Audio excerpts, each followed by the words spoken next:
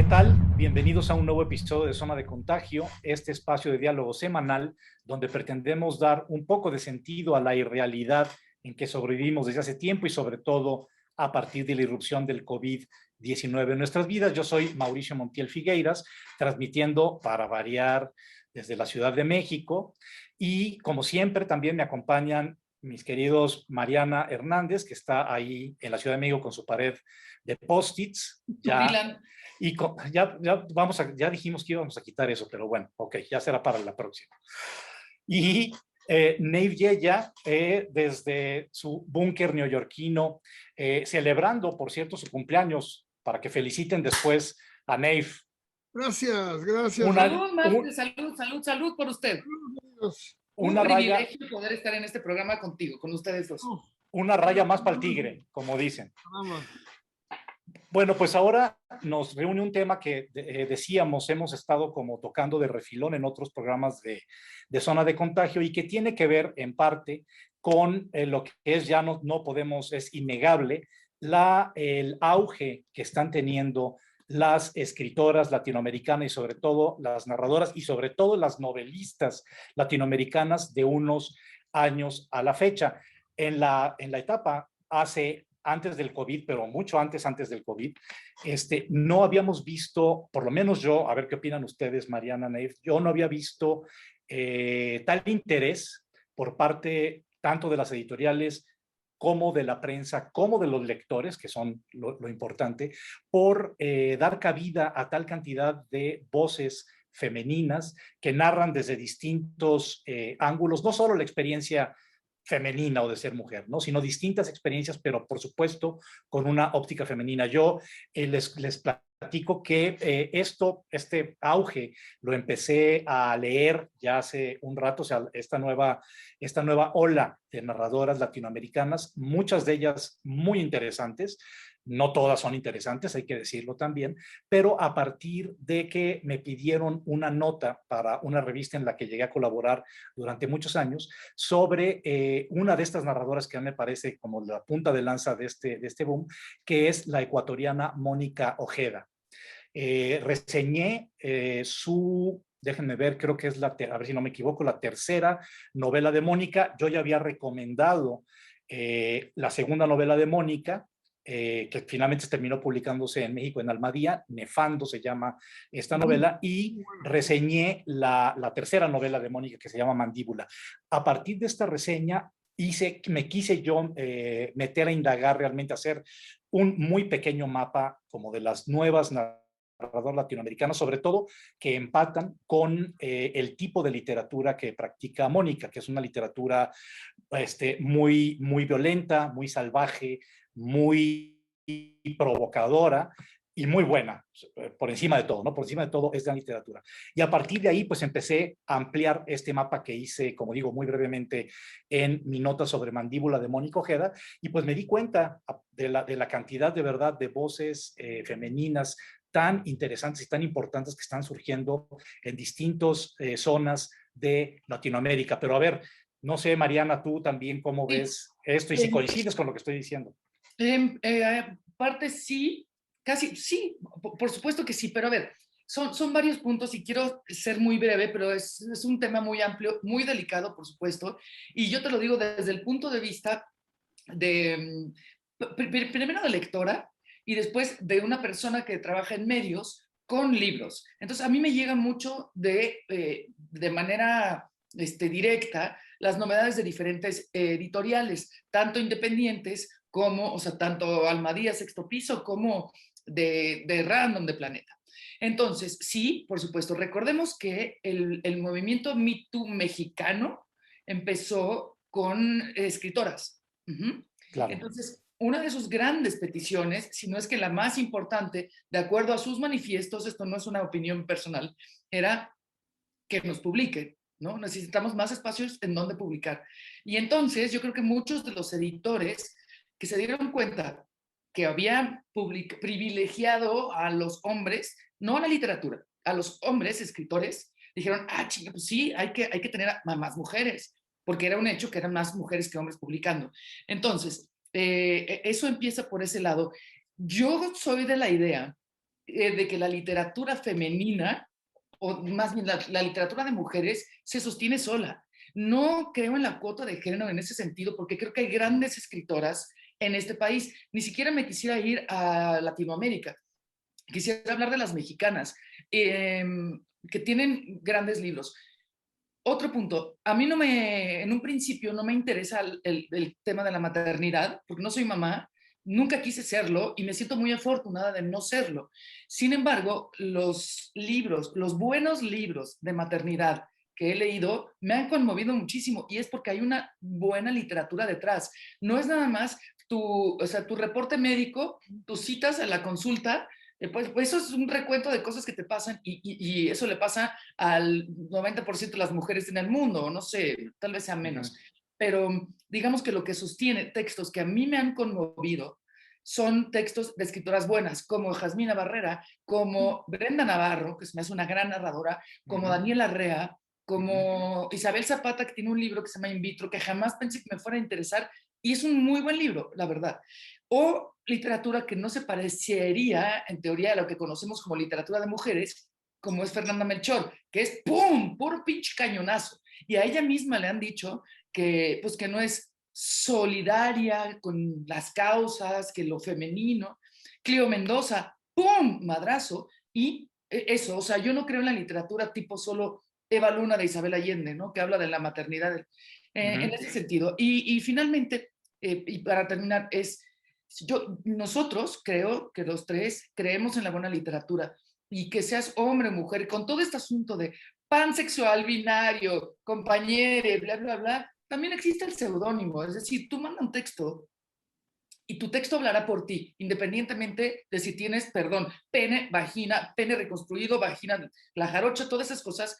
La literatura yo creo que sí tiene que ser lo que se privilegie, sobre todo por las mujeres, porque yo no quiero que me publiquen por ser mujer, quiero que me publiquen porque tengo un texto que vale la pena. Para abonar un poco, antes de dejar hablar al cumpleañero, a Nate, no, una acotación que me parece que la traigo, cada vez que se arman esta discusión, la traigo a cuento. Virginia Woolf, o sea, si alguien estuvo picando piedra y abrió camino para las escritoras en el mundo, fue ella. Tiene una frase muy famosa que dice que ella sospecha que detrás de cada anónimo había una mujer. Lo cual habla de, pues, y eso es muy pinche, ¿eh? Sí, la condición histórica de las escritoras. Pero ahora sí, al cumpleañero, Navy ella. Bueno, yo, ¿qué puedo decir? Lo primero es que sí creo que había una deuda de justicia. Independientemente de cualquier otra cosa, creo que estoy totalmente de acuerdo con Mariana. Nada es peor que las cuotas, nada es peor. A mí alguna vez me tocó, recuerdo muy bien una colección de cuentos que sacaron una editorial cuyo nombre no voy a mencionar.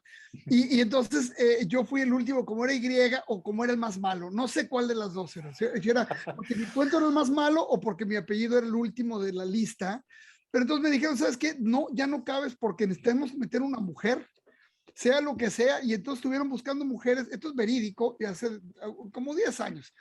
Y entonces yo dije, bueno, pues está bien, ni modo, o sea, entiendo las circunstancias y difícilmente voy a poder pasar por mujer o por algo levemente femenino con esta cara y con este cuerpo. Y con esa voz. Y con esta voz. Y entonces, al final dijeron, no, sabes que sí vamos a meterte. Porque la situación fue tan grave que no consiguieron a una cuentista. Ahora, piensa en Macondo, ¿no? O sea, aquella colección de cuentos a la que yo pertenezco, pertenecemos a esa generación, Mauricio y yo, y también no es que no hubiera mujeres escritoras, es que nadie les hacía caso, es que estaba de la fregada la cosa. Para cualquier chava que quisiera escribir era olvídate, mejor vete a la cocina y luego hablamos. O sea, está muy cabrón y sí tenemos que poner la balanza, ¿no? El rollo de que sí es un acto de justicia finalmente que llegó por los fenómenos que tú quieras. Y que qué bueno que llegó. Y ahora, pues yo siento que tiene toda la razón, por un lado, de cobrarnos pues de cobrarnos el pato, ¿no? De que, bueno, nos estuvimos dominando todo este rollo. O sea, otra vez, también como ustedes dijeron, ha habido grandes escritoras en la literatura mexicana siempre.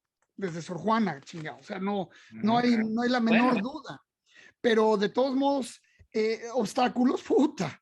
O sea, los que hemos tenido los hombres que creemos que son enormes y gigantescos, no se comparan ni remotamente a los que tienen las chavas, o sea, las escritoras de nuestra generación y de las anteriores.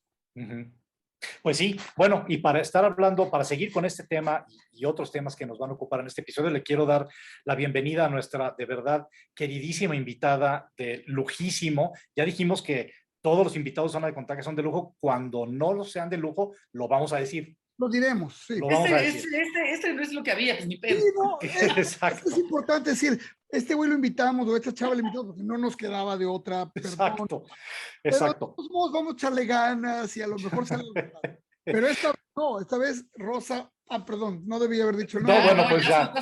Síguete ya con Toño. Ya, bueno, pues le doy la bienvenida a nuestra querida Rosa Beltrán, efectivamente, que es la invitada de este episodio de Zona de Contagio. Hola Rosa, ¿cómo estás? Bienvenida a Zona de Contagio. Ay, muy contenta y más contenta de saber que todavía libré la cuota de los que sí invitan por gusto. Todavía. No, qué lleno, qué alegría. No, pues muchas gracias por acompañarnos, Rosa. Rosa Beltrán, digo, para quien de verdad no la conozca, que es, pues me parece que es casi inverosímil que alguien no conozca a Rosa Beltrán, es una de las escritoras que, hablando de la gente que estuvo abriendo brecha, como decía, de Virginia Woolf, en este caso, bueno, años después, Rosa, en la literatura mexicana, es una de las escritoras pues, más importantes, una de las voces más distintivas de la literatura mexicana contemporánea. Yo te debo decir, Rosa, no sé si lo comentamos alguna vez cuando estaba trabajando contigo allí en la UNAM, que Rosa, además de que es una gran escritora, fue mi jefa y es una gran jefa. Entonces, otra, por partida doble la quiero y además una gran amiga, o sea, por partida triple. Pero yo recuerdo muy bien un cuento que publicaste tú, Rosa, híjole, en los años 90 en la jornada semanal, que fue en la jornada semanal de Roger Bartra y Chema Espinaza, que era la revistita, ¿no? Un cuento que a mí me voló la cabeza porque dije, wow, o sea, ¿qué es esto? ¿Qué gran cuento? ¿Por qué no he leído a esta autor? Y a partir de ahí, ha de haber sido año 93, 94, por ahí, empecé a leerte. Entonces, desde ahí... Pero ya esa época ya no era Bartra, ¿no? Estoy equivocado. Yo creo que ya era Villoro, bueno, post-Villoro, ¿no? Bueno, ahorita no recuerdo bien porque era la época en que yo estaba en Nostromo, en siglo XXI, entonces creo que todavía era, independientemente... La cosa es que en la jornada semanal de Roger Bartra yo fue cuando leí por primera vez a Rosa Beltrán con un cuento maravilloso, extraño, raro, que fue lo que más me llamó la atención. Y pues ahora, Rosa, qué gusto tenerte aquí. Y bueno, pues Rosa está presentando hace pocas semanas, acaba de publicar su novela más reciente con el sello Alfaguara, que es Radicales Libres, esta novela que tengo por aquí, y que es una novela, pues como todo lo que ha escrito Rosa, sumamente disfrutable. Y quisiera que empezáramos la conversación por ahí, Rosa, ya que estamos hablando del contexto para las mujeres, para las escritoras. Tu novela tiene un inicio que les platicábamos Neif, Mariana y yo antes de entrar al aire, muy distinto de lo que se nos tiene acostumbrados con la idea de las familias y de los padres que se van. Porque por lo general, ahora me remonto hasta el siglo XIX, Wakefield de Nathaniel Hawthorne, ¿no? Es el hombre que dice un día a su mujer, pues ¿sabes qué? Yo me voy y ahora sí que voy por cigarros y tarda 20 años en volver, ¿sí? Ya sabemos que es este personaje de Hawthorne es pues ya canónico, es una especie de, yo le digo como él mismo lo dice, y la patria del universo. Y en este caso, en tu novela Radicales Libres, inicias con la mujer, con la madre que se va, ¿no? Se trepa un día a una motocicleta Harley Davidson y dice, pues, si tienen tele, ahí se ven, ¿no? Entonces, ¿cómo llegaste a esta vuelta? Me parece muy interesante que inicies la novela con esta vuelta de tuerca a esta pues, tradición del hombre que se va, ¿no? En este caso es la mujer que se va. Bueno, te voy a decepcionar con mi respuesta. Porque no fue producto de un plan, como dice la primera frase, sucedió. Yo solo después de haber escrito esta novela, me di cuenta de que estaba tocando un tabú, porque para todo el mundo la realidad es lo que vivimos, con eso es con lo que aprendemos a mover las fichas, ¿no? Así nos las ingeniamos, sobre todo cuando somos niños. El haber puesto esta escena donde la madre se va, como dices tú, en una Harley Davidson abrazada en la cintura de su amante y dice adiós. Y a partir de ese momento la protagonista tiene que inventarse métodos para sobrevivir sin ella, sobre todo porque está enamorada de ella, se da cuenta de que está Ujú. enamorada de su padre. Para mí todo esto era como algo muy natural y después me di cuenta de que no, de que, de que realmente tocar cualquier visión de la madre que no tenga que ver con la madrecita abnegada del cine de los Exacto. 40, ¿verdad? De la época de oro, es estar jugando con fuego. Cuando todos sabemos que las familias funcionales no existen, Ujú. que si hubiera alguna, hay que llevar la antropología, exhibirla como la pieza del mes, etcétera, y que todas las Disección. familias tienen un secreto, ¿no? Y que por alguna razón hay un periodo en el que los hijos, las hijas, deciden que lo mejor para sobrevivir es guardar ese secreto. La protagonista sabe que mientras no diga que su madre se fue con su amante, va a poder seguir yendo a la escuela, no va a ser ninguneada, no va a ser sacada de la tribu, esto no va a dejar de pertenecer. Por un lado, esto le da un enorme poder. Tener un secreto es tener un enorme poder, es tener Sí. información que los demás no tienen. Pero por el otro, guardarlo es la única posibilidad de seguir en esa cohesión con los demás, ¿no? A partir de ahí, pues se lanza toda esta disquisición a los Sherlock Holmes, porque Ujú. la personaje se va a convertir en eso, en una suerte de detective que se pregunta a dónde se fue la madre y por qué se fue la madre, ¿no? Porque la madre pertenece a esa primera generación de los años 60 que usó anticonceptivos orales y que por lo tanto ya a diferencia de las abuelas y de las generaciones anteriores nuestras, no tuvo que dedicarse nada más a maternar, ¿no? Ujú. A realizarse como mujer, que es una frase que nunca he entendido, por eso no me he podido realizar de ese modo. Pero, pero bueno, que tiene una vida o quiere tener una vida activista, participa en el 68 o eso sospecha la hija, Ujú. una vida laboral, una vida social, es decir, es el momento de la gran revolución para las mujeres desde su cuerpo. La novela arranca con el Ujú. 68, pero arranca con el cuerpo, básicamente, y con un 68 distinto que no ha sido tratado, me parece a mí, en Ujú. las crónicas o en la historia, en los libros que se han escrito, porque tiene que ver con ese 68 de los personajes vicarios, no los grandes protagonistas, sino en este caso los primos de la protagonista Ujú. que participaron, ¿no? Eh, ya se verá después cómo terminaron. Y las primas, que además fueron edecanes del 68, porque Ujú. tampoco se había tratado mucho esta dicotomía que hay en el discurso político de esa época. Por un lado, ellas son quienes acompañan a los atletas más guapos con esos vestidos que Ujú. parece que tienen el efecto Doppler, ¿no? Un diseñazo para Sí. esos años. Increíbles. Sí, Perfecto. increíbles. Que bueno, que fue toda una ruptura en términos de diseño y de propuesta cultural, las Olimpiadas Culturales, todo esto, frente a la matanza, ¿no? Y desde ahí la novela va a cubrir 60 años, 6 décadas más o menos, que dan cuenta de cómo hemos cambiado. Realmente, qué distinto es el país década tras década, Mm. ¿no? Porque había una pregunta, ya con esto acabo, pero había una pregunta para mí detrás de la novela y esto sí que no sucedió, esto sí que fue planeado. Y la pregunta es, ¿cómo llegamos hasta aquí?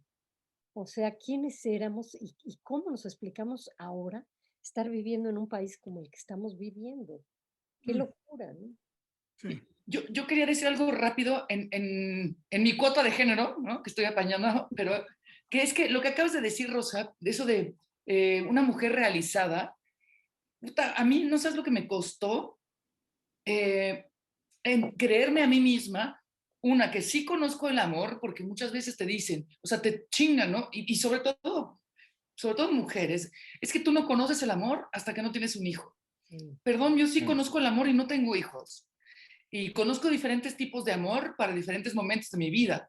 Y tengo sobrinos, que bueno, aquí los muchachos que me conocen saben que es mi adoración, mis sobrinos, pero eso, me dicen, es que te urge un hijo. No, no, me urge ir a echar desmadre con mis sobrinos, no me urge un hijo, ¿no?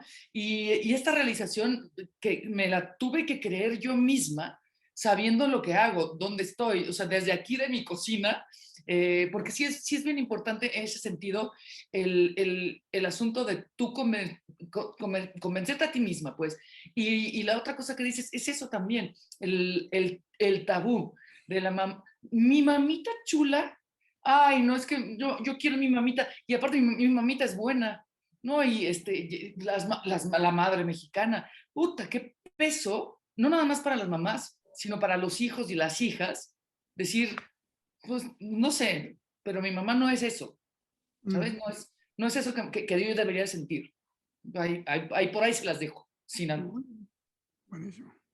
Bueno, yo fíjate que quiero abundar un poco en esto, porque una escritora que me ha marcado mucho recientemente en este nuevo boom de escritoras, no es latinoamericana, es italiana, es Elena Ferrante, un caso potentísimo para mí, digamos, una escritora que ha venido a redefinir el realismo y la narración histórica, así como tu libro, Rosa, abarca como este arco de varias décadas, igual en la tetralogía napolitana, el cuarteto napolitano de Ferrante, son también más o menos 60, 70 años en la vida de estas dos amigas que van a estar encontrándose y desencontrándose en distintos momentos vitales. Y me pareció también, así como el retrato que haces de la madre que se va, de la madre ausente, porque siempre se habla del padre ausente, ¿no? Es como una figura, desde la Biblia está el padre que se va, ¿no? El padre que deja a los hijos, pero acá son las madres ausentes. Y tanto tú como Ferrante, veo, están muy preocupadas también por esta figura de las madres que se van, de las madres ausentes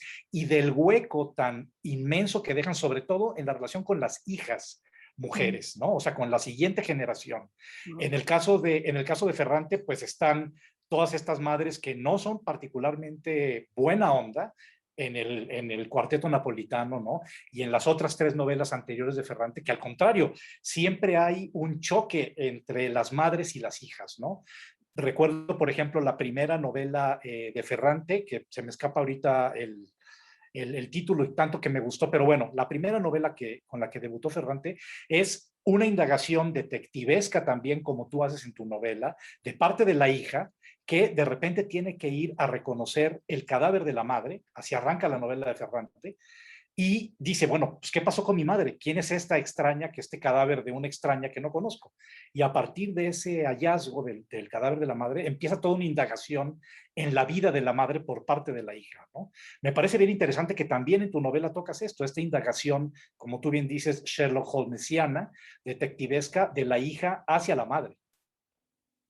Sí, me encanta que menciones la tetralogía porque siempre me gustó también la serie, no solo me gustó la Ujú, idea, está muy bien adaptada. Me gustó que la relación entre mujeres fuera como es, como cualquier relación conflictiva, que ujú, fuera altamente competitiva, pero también altamente erótica.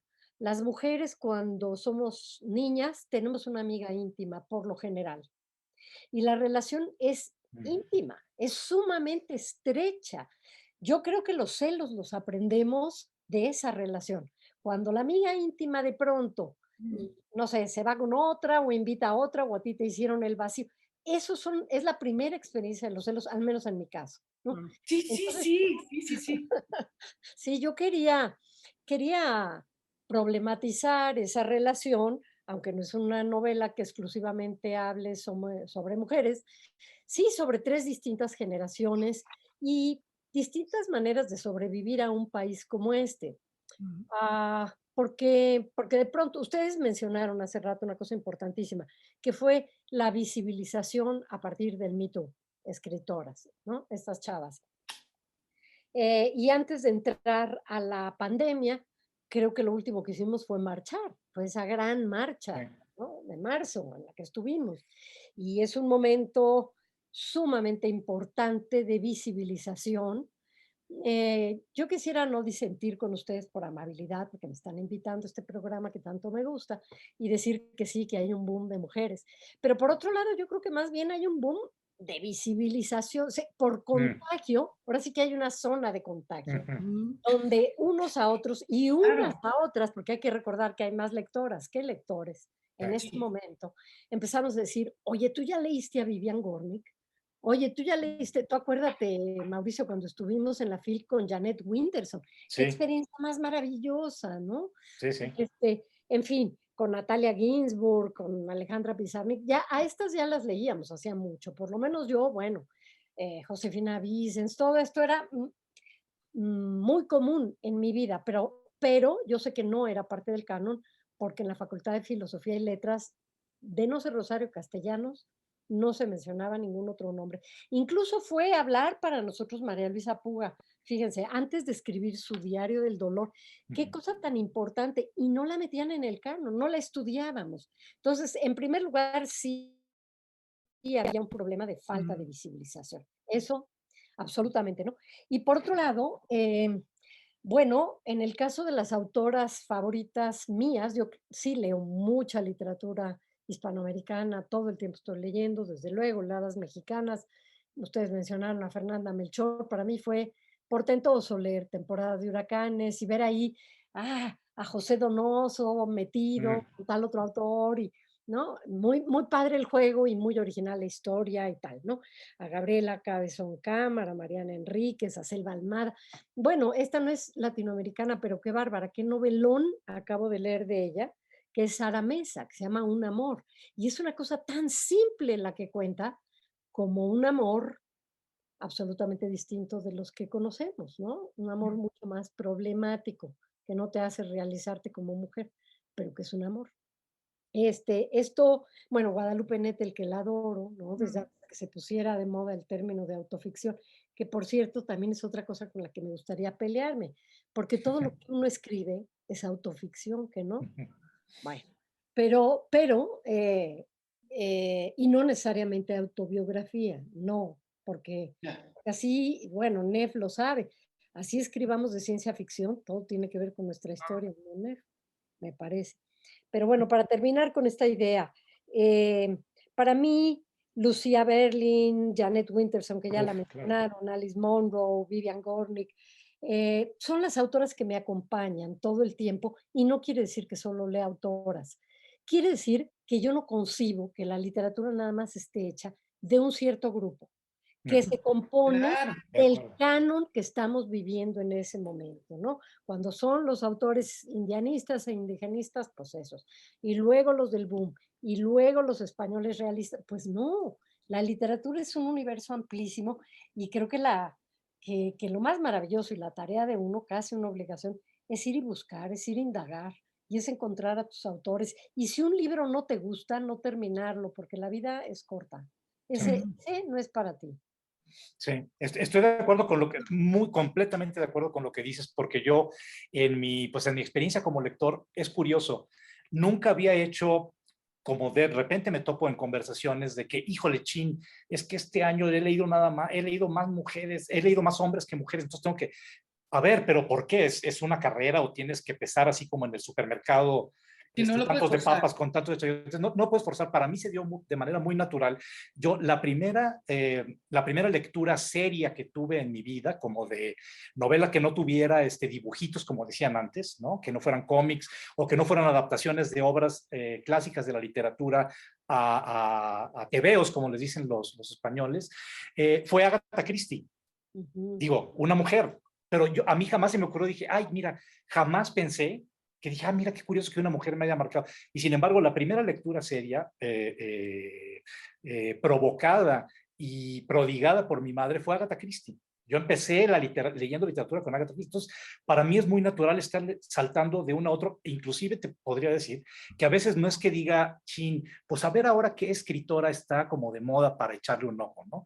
Uno va llegando a eso de manera natural, me parece. Si realmente te interesa la literatura y la buena literatura, uno va a estar llegando a las buenas escritoras y a los buenos escritores de manera natural y no te vas a tener que estar preguntando, híjole, es que no he cumplido mi cuota de género. Ay, es que ahora me inclino más para el otro lado. Y me parece muy interesante la diferenciación que hace Rosa, que es, y coincido con eso también, del boom de la visibilización.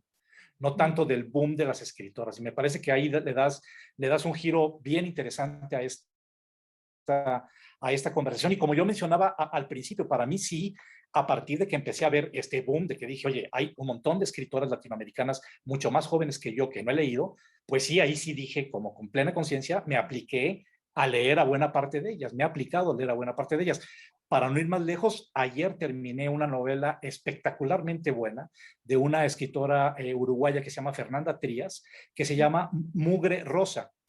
Que es, nada que ver contigo, porque luego suena así, sí, Mugre, sí, no, Mugre Rosa, que es un nombre además muy fuerte, muy potente, y es una novela, apocalíptica, que les recomiendo muchísimo. Pero bueno, ya tomé demasiado el micrófono, no sé, Rosa, si tú quieras decir algo más, o Nave, ahí le Bueno, quité nomás rapidísimo, antes ¿Eh? de darle el micrófono a Rosa, para mí, fíjate, yo tengo dos acercamientos a esto. Uno, creo que Mauricio lo dijo bien, pero yo lo pondré más específico. O sea, yo sin saberlo, sin pensarlo más bien, sin considerarlo, toda mi educación cultural comienza con una autora sin darme cuenta. O sea, Mary Shelley escribe Frankenstein, que le da sentido a absolutamente todo lo que me interesa a mí. Todo empieza ahí. Para mí esa es la obra seminal de la literatura y de la cultura y de la tecnología y de la imaginación que da sentido a lo mío. Y por otro lado, o sea, entonces una autora era mi guía desde muy joven, sin que yo ni siquiera me preocupara, ni había pensado, pues si es mujer, pues claro. Pero por otro lado también estoy de acuerdo con Mauricio, que regularmente, con cierta regularidad, me doy cuenta todas las autoras que no he leído y que me da gran vergüenza no conocer, y entonces ya es como una obligación, y en esa obligación hay placer y hay chamba y hay responsabilidad, hay de todo, que ni modo, eso, los que leemos porque eso hacemos para vivir, pues ni modo, no nos queda más que eso. Pero el otro lado, este lado del placer, de la gran emoción de leer a Frankenstein o a otras cosas que también me fueron marcando, pues tiene que ver con una cosa completamente de invisibilizar a quien escribió, que es gran literatura y se acabó. Sí, se invisibiliza por distintas razones y de distintas maneras, ¿no? Simplemente al no leerlas, alguna escritora dijo, las mujeres mueren dos veces, una de manera física y otra porque no vuelven a aparecer en la historia de la literatura, salvo que haya estos movimientos como el de ahora, un verdadero movimiento de visibilización, de vindicación, ¿no? Y se vuelvan a publicar, porque si no esas novelas, cuentos, crónicas, quedan perdidos en la gran historia de la literatura, que sí, necesariamente va a seguir rumiando los mismos nombres y que por haber sido patriarcal, pues va a seguir repitiendo estos esquemas. En eso estoy totalmente de acuerdo. Eh, Me gusta pensar en que ustedes dos han citado como primera lectura la obra de una autora y que no se hubieran dado cuenta y que se percaten y que entonces ahora sí que lleven la buena nueva, ¿no? Albricias, pastores, hay otra manera de leer también. Acá se los compartimos, porque está bien padre compartir las lecturas que nos emocionan de autoras y de autores. Yo cuando publiqué mi primera novela, que ni me esperé siquiera, bueno, yo quería que me la publicaran, eso sí quería, tras eso iba. Y entonces la metí al concurso de Planeta, ¿no? Sabiendo que no iba a ganar nada, pero que si quedaba de finalista o alguien le echaba un ojito y le interesaba, me la iban a publicar y no era tan fácil publicar allí. Era más fácil entonces que paradoja publicar cuentos, que era lo que yo tenía. Y bueno, gané y fue un concurso, bueno, en esa época era tremendo lo que se hacía en Planeta, porque era como de Señorita México. Sí, Invitaban a los finalistas sí. a cenar con su familia. Entonces, imagínense, Oh, ¿no? Entonces iban diciendo así, 10º lugar, tal y tal. Y ahí veías desfilar al escritor con su familia, que se iba, ¿no? Ya ni siquiera entraban a los primeros platos, dejaban todo. Y el 9º lugar, y yo me quedé con mi familia y no entendía bien, ¿no? Qué cosa estaba pasando. Pero a lo que voy, las primeras reseñas que se escribieron así como con la ceja levantada, pues esta quién es, decían, escribe tan bien que parece un hombre. Entonces, ¡Ah, la madre! eso me pareció una estupidez, porque además yo nunca creí, no he creído que La Corte de los Ilusos fuera una novela histórica. Es más bien poner, es lo mismo que hago en Radicales Libres de alguna manera. Eh, la historia grande, que no aparece allá en los libros de texto, traerla al ámbito de la vida privada, meterla a lo doméstico, ¿no? Ver de qué manera afecta y tal. Bueno, desde entonces ha habido un camino muy largo y ahora parece que el piropo es el contrario, como bien acaba de Exacto. decir Mauricio. Y yo no sé si estoy de acuerdo, Mauricio, pero eso está padre también disentir a veces un poquito en los gustos. Si me gusta tanto la literatura que escriben algunas autoras, no todas, Ujú, a lo Tarantino, con violencia a lo ujú, Tarantino, no sé si ujú. es mi favorita, ¿no? Y ahí quizá ya después se podrá empezar a decir, pues a mí me gusta tal libro y tal libro y tal libro, aunque haya muchas mujeres publicando o muchos hombres publicando, ¿no? O muchos, lo que sea, novelistas, cuentistas, eh, cronistas. La cronista de mi corazón es Leila Guerriero, me encanta, Buenísimo. la adoro, Sí, ¿no?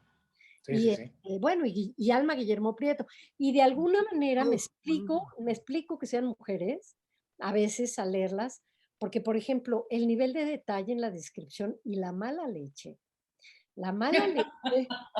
sí, de Leila a veces al hablar de las 2 mujeres que tuvo un escritor, ir a entrevistarlas para hacer un perfil y Ajá. ver esta pequeña batalla a lo Elena Ferrante. Quizás sería políticamente incorrecta si la escribiera un hombre, no lo sé, Ujú, ujú, ¿no? ujú. Pero hay ciertos rasgos que me hacen pensar que sí, que era obvio que lo tenía que haber escrito Sí. esta. Fíjate que para tomar la pelota que me acabas de lanzar, sí estoy de acuerdo también contigo. No, yo creo que uno de los, en la literatura en general, y sobre todo en Latinoamérica y específicamente en México, uno de los mayores lastres que tiene la literatura contemporánea es la violencia. Es como ya el exceso de violencia, el exceso de sangre, el exceso de tripas, el exceso de violaciones, de homicidios, de feminicidios, que ya de repente hay un momento que dices, a ver, digo, si hay muchos otros temas en la literatura, no quiero que me cuenten un mundo color de rosa, pero por favor, o sea, ya, para eso estamos además, el bombardeo inclemente de series de televisión y de películas que tienen que ver con narcotráfico, decapitaciones, digo, y además de que ya la estás viendo en Netflix, por ejemplo, ¿no? Y luego te vas a leer una novela y, híjole, o sea, otra vez el tema Ajá. del narco y otra vez el tema. Eso sí, yo creo que ya es la serpiente que no solo se mordió la cola, sino que se tragó y se desapareció a sí misma. Yo creo que pese a que los editores, muchos editores, por desgracia, siguen buscando eso y siguen procurando eso, sobre todo para lanzarlo en el extranjero, porque es lo que pega allá, para que digan, híjole, China, en México está de la patada, ¿eh? O sea, no vayan a México, por favor, porque la situación está súper violenta. Entonces, perdón, Mariana, ahorita te doy ya la palabra. Las autores que yo mencioné, por ejemplo, de Mónica Ojeda, me parece que son transgresoras, pero de otra manera, no necesariamente a lo Tarantino. Me Claro. parece que es una transgresión más a lo George Bataille, por ejemplo, más en ese tipo de transgresión y de provocación me iría. De Mariana. Yo nada más quería decir, es que digamos, el mundo de las mujeres abarca tantas cosas que, que creo que en un principio se fueron por lo más evidente, porque la maternidad es algo o sea, digamos, algo que cambia todo. O sea, tengo tantas amigas o ahora leyendo libros que es una cosa decir, güey, es que yo no supe en qué momento ya no fui yo. O sea, es algo tan, o sea, transgresor en tu cuerpo, en tu vida, en tus horarios de dormir, de comer, de viajar o no viajar, de tu economía. O sea, es muchísimo. Creo que es muy fuerte, es tan fuerte que sigue siendo un eje muy importante en la literatura de las mujeres. Sin embargo, creo que el universo de las mujeres, el universo femenino, ya no sé si yo puedo, si yo soy parte de esa categoría, porque de femenino tengo poco, pero es tan abierto que creo que es apenas la punta del iceberg para, en este sentido, digamos, abrir una nueva corriente de temas que no tengan que ser relacionados con tu propia sexualidad, con tu propio género, pues ya. Sí. Bueno, nos quedamos ahí.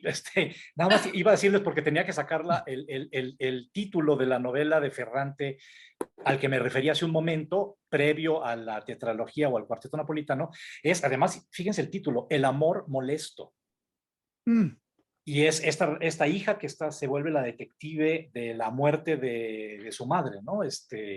Y también, como tú mencionabas, Rosa, este amor que siente la protagonista, la narradora de tu novela Radicales Libres por su madre, también está presente, qué curioso, en esta novela de Ferrante. Y también se problematiza mucho esta relación, ¿no? O sea, que no es el amor filial, normal o así catalogado por la sociedad de una hija por la madre, sino que va más allá, ¿no? Y pasa, por supuesto, por la erotización del cuerpo de la madre, también un rasgo que me parece muy interesante tanto en tu novela como en otras novelas de escritoras contemporáneas, es ya cómo se enfrenta la relación con el cuerpo. Lo mencionaste tú hace un momento, ¿no? Mencionaste también, pues, la vez que tú participaste, que tuviste esa brillante participación con Janet Winterson, que también tiene varios libros dedicados al cuerpo de la mujer, ¿no? ¿Por qué no hablamos un poquito más de eso, que me parece bien interesante? Sí. Sí, mira, a mí me gusta muchísimo la novela de crecimiento, me gustan muchos géneros, pero es en particular. En el mundo sajón hay muchos ejemplos. Quizá de novelas mexicanas la más conocida y relevante y preciosa son Las batallas en el desierto de José Emilio Sí. Pacheco. Y sabemos mucho de novela de crecimiento y de aprendizaje erótico a partir de las obras que han escrito los hombres. Aparecen por todos lados, desde antes del boom, en el boom, después del boom. Bueno, pero, pero el aprendizaje erótico de nosotras es distinto, está lleno de mitos, de historias. Por un lado hay un conocimiento quizá a veces mayor, por lo menos en la protagonista lo hay, puesto que la madre le sigue mandando postales y le dice cómo hay que usar los anticonceptivos y todo eso. Entonces la hija está preparadísima, pero pues ahora sí que ¿con quién? ¿Con quién? Porque el mundo de los hombres en los finales de los 70 y principios de los 80 obedecía también a esa doble moral, que claro que tiene que ver con clase social, sobre todo, ¿no? O sea, había un tipo de chavas con las que ibas por ahí a los miradores en Cuernavaca y a otros lugares, y otras, en cambio, que eran las que querías para vivir con ellas, que fueran las madrecitas santas. Y uno no quería, o sea, pues, ¿por qué tiene que ser de un lado o de otro? Si uno no, nada más quería sentir su cuerpo, quería vivir de una manera distinta, ¿no? Entonces, bueno, ese conflicto está ahí, rodeado, claro, de todo aquel ambiente que pues ya no existe, de las fiestas de paga, donde las mujeres no pagábamos, aunque fuéramos un montón, porque siempre éramos minoría, de estos peroles que se hacían con ron, potosí y coca. ¡Guácala! Sí. Y del soundtrack, que implicaba, bueno, ya el aprendizaje tardío del rock que había llegado a México y que ya no tenía que ver con la música clásica o los boleros. Esta música, pues de las bandas como Chicago, de los Rollings, bueno, de Janis Joplin, entender por primera vez que la música también transmitía un conocimiento o un saber político, ¿no? Jimi Hendrix tocando en su requinto el himno norteamericano y entonces siendo encarcelado. ¡Wow! Entonces la música también servía para eso. Entonces la iniciación erótica en ese contexto, en esos años, trae todo esto como paquete, completito, ¿no? Y quizá termina o se modifica al inicio de los 80 con la aparición del SIDA, porque eso cambia todos los protocolos, ¿no? Eh, Así que bueno, sí, esta novela habla mucho del cuerpo, porque además yo creo que sí, es inevitable que el aprendizaje del mundo en nosotras está absolutamente ligado al cuerpo. No eres vista igual si eres niña que si eres niño, ¿m? Desde el hecho de si te puedes trepar a las bardas o no. Después, cuando eres adolescente, esa mirada, esa que todas hemos sentido por primera vez en algún momento y que te llena de terror, pero también de fascinación, esa te cambia también, ¿no? Y después otras miradas. Y mira que no se ha escrito mucho sobre eso. Es decir, las mujeres cuando llegan a cierta edad, no le vamos a llamar la vejez, le vamos a llamar una edad interesante.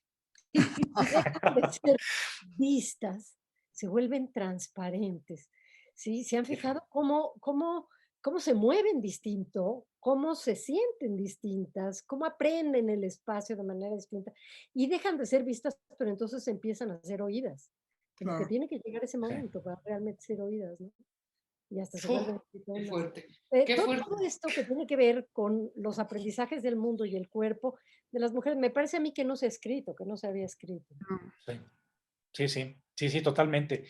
Y digo, vuelvo a poner aquí en pantalla la nueva novela de Rosa Beltrán, Radicales Libres, para que por favor la consigan. Y bueno, pues estamos acercándonos ya hacia la recta final Ya, para si ya. quieren vayamos a... Oye, sí, así. déjame preguntar una cosa que a lo mejor no hay una respuesta y quizá es una pregunta un poco ociosa, pero eh, si tuvieras la generación a la que tú, entre comillas, perteneces, ¿no?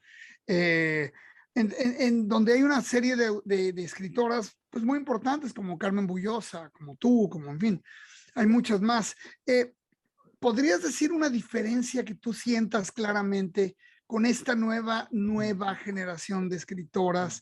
O sea, algo que automáticamente no te distancie de ellas, sino que digas, O te mira, hermane, cambió. o que te hermane. O que Digo, te hermane, exactamente. O sea, ¿cuál sería ese elemento de cambio entre ustedes? Que es muy difícil decir ustedes, porque obviamente todos ustedes son muy diferentes. Cada uno de ustedes escribe en rollos completamente distintos, pero bueno. Mira, yo pertenezco más a la generación de Ana García Bergua, de Ana Clavel, Claro. ¿no? A cierto punto de Cristina Rivera Garza, De- yo- bueno, obviamente. y de Dave. O sea, Y de nosotros somos de, la de esta misma generación. generación. Luego, pero me estaba preguntando por autoras, me parece, ¿no? Exacto, exacto. Ya. Sí, No, solo sí, mujeres, sí. pero bueno, más de esta otra generación. Y, y a ver, ¿qué encuentro? Ya desde nosotras encuentro un tratamiento del humor cínico que no encuentro en las generaciones anteriores. Rosario Castellano se quiso reír un poquito de sí misma al final, antes de morir, ¿no? En Jerusalén. Pero yo no encuentro en las autoras anteriores que son portentosas, digamos Inés Arredondo, Margot Glantz, Elena, bueno, ¿quién lo va a negar? Pero no hay sentido del humor, no se ríen de sí mismas, encuentran que la vida ajá. es algo de lo que hay que hablar Mm. con solemnidad y además quizá también con un tipo de lenguaje porque tienen que ser aprobadas por los hombres. Creo que mi generación, por llamarle de alguna manera, y seguro que voy a dejar a un montón de autoras fuera, y que sí nos leemos, bueno, Verónica Murguía, qué sé yo, Ujú. empezamos a sentir que si nos reíamos, por lo menos nos divertíamos más. Y ya, si nos leían o no nos leían los hombres, ese era su rollo. Y afortunadamente nos dimos cuenta de que nos leían los hombres también, ¿no? De que no escribimos literatura como dijiste, de Isabel Allende, Ujú. querida Mariana, eh, y eso fue bueno. Ahora, sí veo que las autoras más jóvenes, mencionamos aquí a Gabriela Wiener, mencionamos a Fernanda, Gabriela Cabezón Cámara, Mónica Ojeda, son mucho más violentas, sin duda. La violencia es el tema todo abarcador, Ujú. de todas las maneras, en todas sus presentaciones, preferentemente la violencia explícita. Sí. No tan experimentales, algunas lo son, pero más en términos de lo que ocurre, de lo anecdótico, absolutamente violentas. Y yo lo entiendo, porque mira, vivir en un país donde en cifras oficiales se dice que matan a 11 mujeres por día, ¿y qué Ujú. otra cosa Güey, es que vas es a escribir y cómo imposible. vas a escribir, ¿no? Sí, claro, por supuesto. Ahora, no veo tanto, veo la violencia y a veces veo incluso una exacerbación o una sublimación de la violencia, Mm. que no siempre me gusta, pero no por Ujú. rollos morales, sino Ujú. por rollos predecibles. Claro. eh, y en cambio, no hay humor ahí. Otra vez, Ujú. no hay humor. Mm. Y no Otra estoy vez. diciendo que la violencia no haya humor, porque tú lees a Jean Genet, ¿verdad? Nuestra Señora de Claro. las Flores, creo que no hay algo más violento que esas relaciones en la cárcel, y tiene esa otra forma de humor Ujú. tan cruel, ¿no? Entonces, esa diferencia veo. Veo también que son polígrafas, escriben muchísimo, muchísimo. Hoy en día te dicen, ¿cómo? Nada más tienes 9 novelas publicadas. Y uno dice, oye, pues Cristina Vicens publicó 2 y Juan Rulfo 2 y son magistrales 2 libros, ¿no? No, pero ahora parece que hay que publicar mucho y publican en realidad mucho y están muy presentes, esto está muy padre, en la arena de la discusión, en las Ujú. redes sociales, en las Claro. presentaciones, en los programas y muchas de ellas también le han entrado al periodismo y son cronistas, tú misma, Mariana, y Mm. hablan de literatura libremente y hablan con otro lenguaje desenfadado, no se ponen frac para hablar. eh, Gracias, sí, Sí. sí. y entonces eso está muy bien. Claro. Ay, güey, gracias, gracias, Rosa, de veras, porque me acuerdo el último libro que me llegó, bueno, tengo aquí Los Radicales Libres, pero que me decías algo así como, esta loca molotova, refiriéndote a mí. Y eso, o sea, esto que acabas de decir, que no se pone en frac para hablar de libros, que no se pone en batita para hablar de maternidad, estas cosas, y que además otra cosa que me encanta, y yo les he compartido acá a los muchachos, a Montiel me cae muy mal porque no le gusta Bob Dylan, pero de pronto también Claro. cómo estos caminos llevan a las mujeres a oír pop. Y pues a mí me gustaba el metal y me gustaba el country y me gusta, bueno, me gusta el country y me gusta el folk y me gusta Dylan y de pronto digo, no tengo amigas con quien compartir este tipo de música. Entonces de pronto sí me siento como, me dicen, pues es que tú eres un güey y lo dicen como despectivo, ¿no? A diferencia de, pareces vieja, pero sí, de pronto sí me hacen falta territorios que aparentemente son de hombres, pero pues en donde yo me identifico perfectamente bien. Claro. Entonces, sí, tenemos un largo recorrido, pero lo primero, y lo hemos platicado aquí en esta zona de contagio, es que estamos hablando.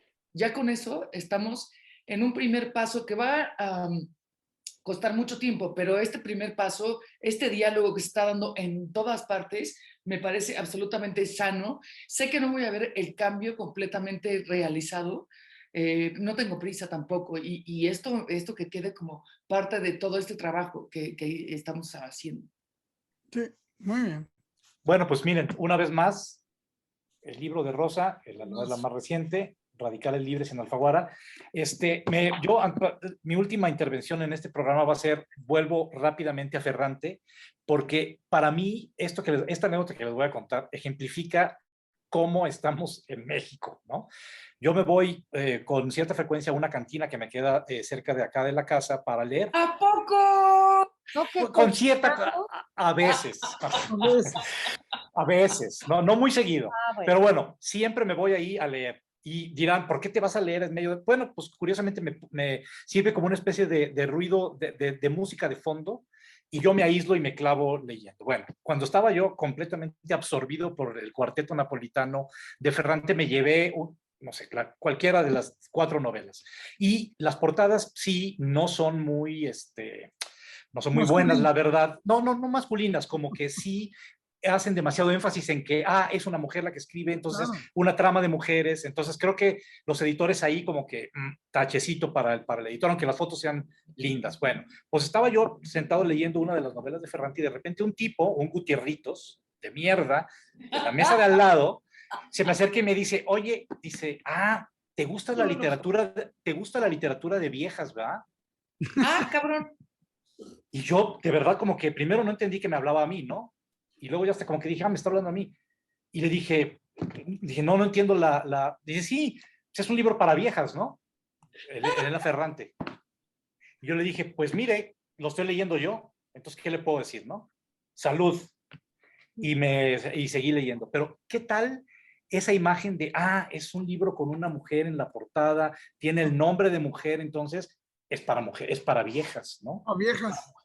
No, salí, obviamente, pues iba, el Gutierritos iba con otros 3 Gutierritos, ya tenían una botella de Bacardí, por supuesto, o sea, no les da el sueldo para más. Entonces dije, no me voy a meter en discusiones, simplemente terminé Muy mi comida mal. y pues ya, no, me salí muy irritado y pensando mucho en esto, ¿no? Como a estas alturas del partido todavía te puedes topar con estos, por supuesto, homúnculos, con estos neandertales que van a estar ahí. Pero bueno, con eso cierro mi intervención de ahora. Y no sé, Mariana, Neif, Rosa, tú misma si quieren agregar algo más. Quiero que le pongan una tapa encima de la tapa, no sé, con unos drones a lo Netflix, ¿verdad? Con imágenes porno, con algo que se considere que sí es apropiado para los hombres. Nos lean y nos lean. Sí, ok, exacto. Con unos drones. La figura de Vin Diesel o de unos de los de Rápido y Furioso, ¿no? Para que, o sea, pues muy bien.